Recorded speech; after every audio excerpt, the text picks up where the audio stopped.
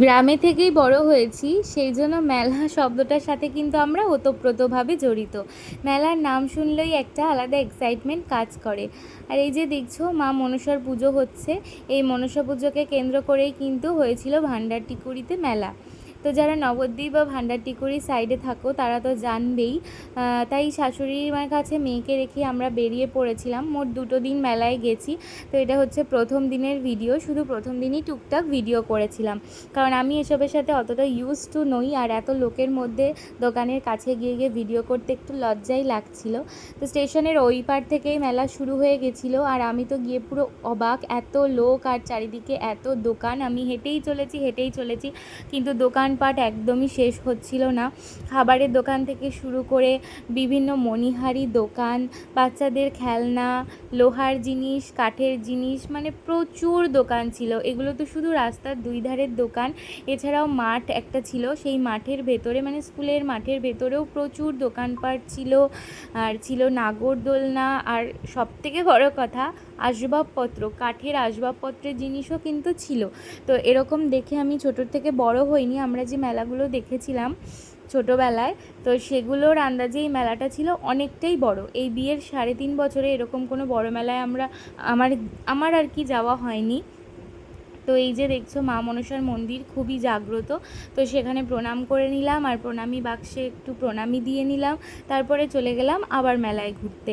তো দেখতেই পাচ্ছ এখানে বাচ্চাদের বিভিন্ন খেলনা রয়েছে, লোহার জিনিসপত্র রয়েছে, কাঠের জিনিস রয়েছে। সামনেই তোমরা দেখতে পাবে আইসক্রিমের দোকান, যেটা দেখে আমার খুবই লোভ লাগছিল। তাই জন্য বাড়িতে ফেরার পথে কিন্তু আইসক্রিম খেয়েছিলাম, শুধু আইসক্রিমই খেয়েছিলাম সেদিনকে।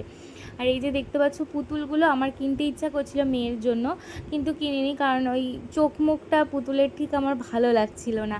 আর এই যে দেখছো ঠাকুরের পোশাক রয়েছে, এছাড়াও রয়েছে জুতো, এছাড়াও কিন্তু কুর্তি ছিল।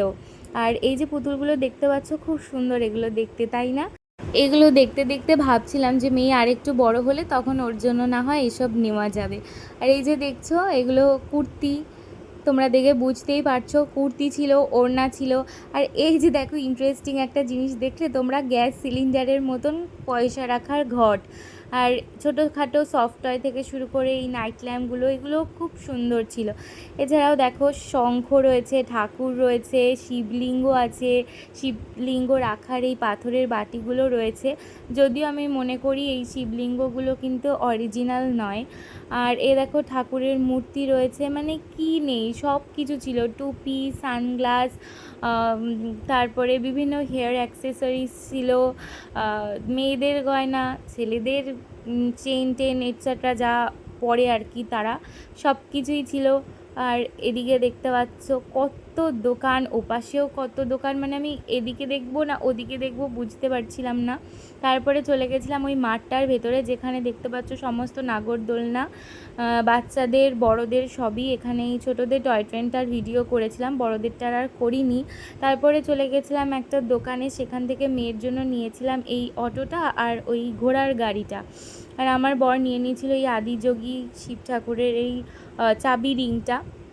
আর এই খেলনার দোকানটা খুব ভালো লেগেছিলো, তাই দাঁড়িয়ে বিভিন্ন খেলনা দেখছিলাম, দাম জিজ্ঞাসা করছিলাম, আর ভাবছিলাম যে এত বড় বড় খেলনা মেয়ে এখনই ইউজ করতে পারবে না, মানে খেলতে পারবে না আর কি।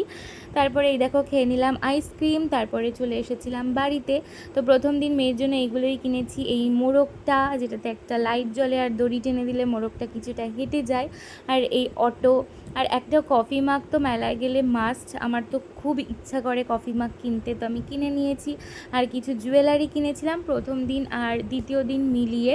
সব কিছু তোমাদের সাথে একটা ফটোতে বা অন্য কোনো ভিডিওর মাধ্যমে শেয়ার করে দেবো। তো এটা শুধু প্রথম দিনকার ভিডিও, বা আমি এই ভিডিওটার পরে ওটা অ্যাটাচ করে দেবো দ্বিতীয় দিনের কী কী কিনেছিলাম।